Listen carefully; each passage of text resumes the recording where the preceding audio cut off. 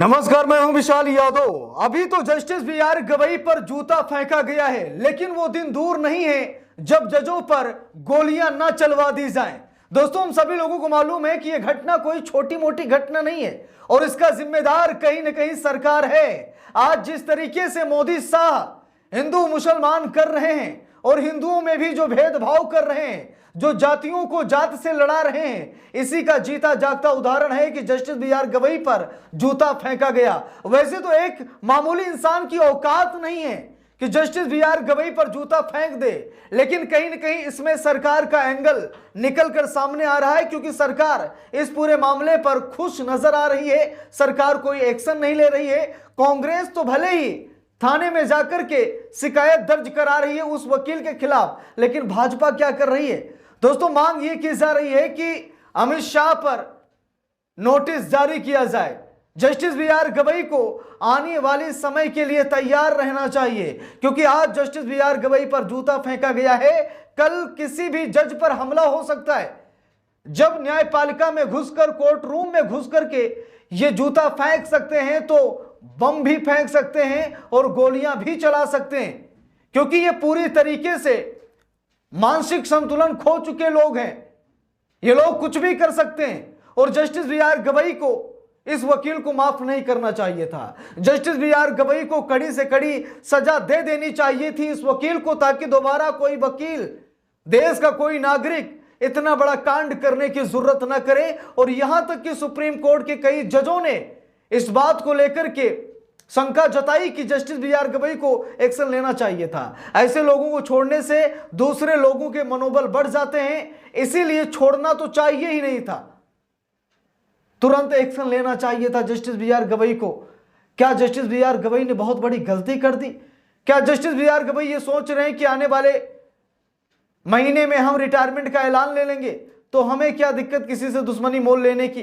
क्या justice B R. Gavai ने सिर्फ अपना बचाव किया है? न्यायपालिका की साख को क्या दांव पर रख दिया है? कई तरीके के सवाल उठने लगे हैं। और यह सही भी है कि अगर आज किसी जज पर जूता फेंका गया है, तो कल की क्या गारंटी कि कोई बम ना फेंक दे, कोई गोलियां भी चलवा सकता है, क्योंकि कहीं ना कहीं आताताइयों के मनोबल को इस घटना ने बढ़ा दिया है। इसलिए मांग की जा रही है कि सरकार को सीधा नोटिस जारी किया जाए और सरकार को कोर्ट में तलब किया जाए और सरकार से कुछ सवाल जवाब किए जाएं कि बंद करिए हिंदू मुसलमान, बंद करिए ऊंच नीच भेदभाव, जातियों को आपस में लड़ाना बंद कीजिए, पाखंडवाद फैलाना बंद कीजिए, आप विकास पर ध्यान दीजिए, मंदिर मस्जिद पर नहीं।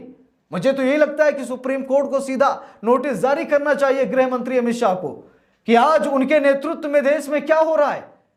शर्म की बात नहीं, अमित शाह को तो इस्तीफा दे देना चाहिए कि उनके गृह मंत्री रहते हुए आज कोर्ट में घुसकर जूता जजों पर फेंका जा रहा है।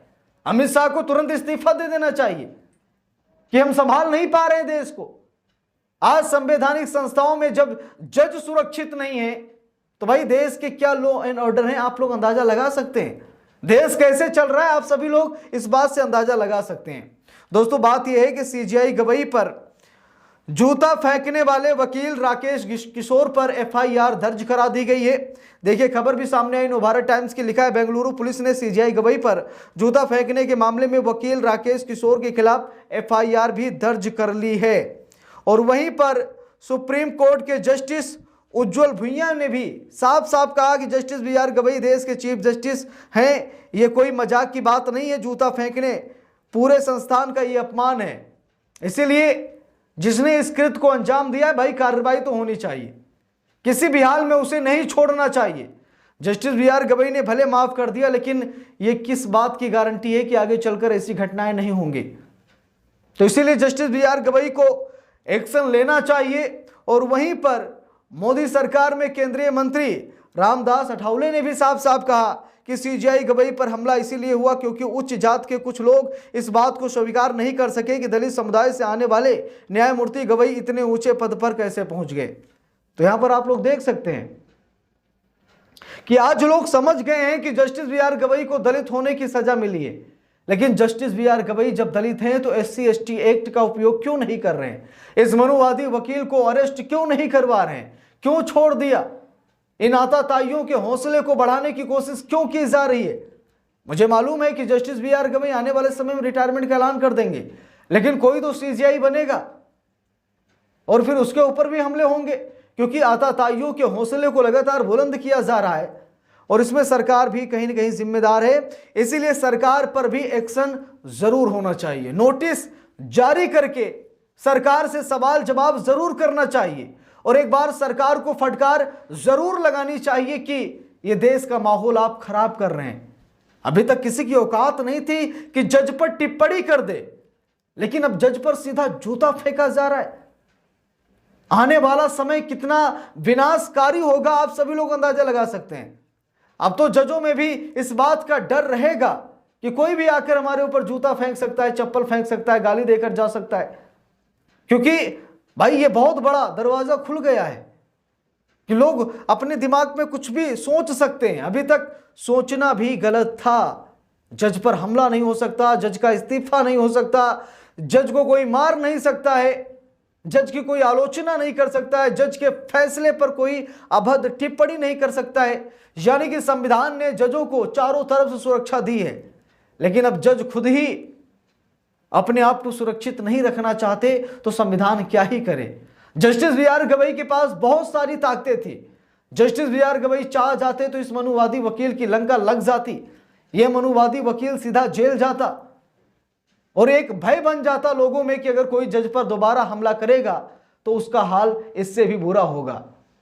तो इसीलिए जस्टिस बी.आर. गवई को कार्रवाई करनी चाहिए। वैसे भी मामले में मतलब थाने में जाकर ये मामला दर्ज हो चुका है, एफआईआर दर्ज हो चुकी है, राकेश किशोर पर एफआईआर लिखी जा चुकी है।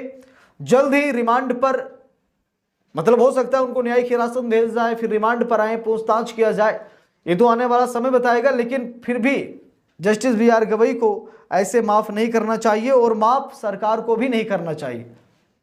भाई गृह मंत्री अमित शाह हैं, तुरंत एक्शन लें। प्रधानमंत्री नरेंद्र मोदी हैं, तुरंत एक्शन लें उस व्यक्ति पर जिसने सीजीआई पर ये जूता फेंका है, क्योंकि देश की बहुत बड़ी पावर है सीजीआई, लेकिन उसके बाद भी उन्हें अपमानित किया गया। सरकार के लोग कितनी बयानबाजी किए, सरकार के लोग कितना सामने आए, कितनी प्रेस कॉन्फ्रेंस सरकार के लोगों ने की, जो हुआ हम सभी लोगों ने देखा। तो आगे कभी ऐसा ना हो, इसीलिए इस मनुवादी वकील को इतनी सजा तो जरूर मिलनी चाहिए कि दोबारा कोई इस घटना को अंजाम देने से पहले वकील राकेश किशोर के बारे में सोचे कि उनका क्या हाल हुआ था और हमारा क्या हाल होगा। तो इस पूरे मामले पर आप सभी लोगों की जो भी राय है कमेंट करके ज़रूर बताइएगा। जो घटना घटित हुई बहुत ही निंदनीय है। मुझे तो यही लगता है कि सरकार पर भी एक्शन होना चाहिए और एक्शन मनुवादी वकील पर भी होना चाहिए। बाकी आप लोगों की क्या राय है कमेंट करके ज़रूर बताइएगा। वीडियो को लाइक शेयर, अगर चैनल पर नए हैं सब्सक्राइब करके सपोर्ट कीजिएगा। मिलते हैं दूसरी वीडियो में, तब तक के लिए बहुत बहुत धन्यवाद।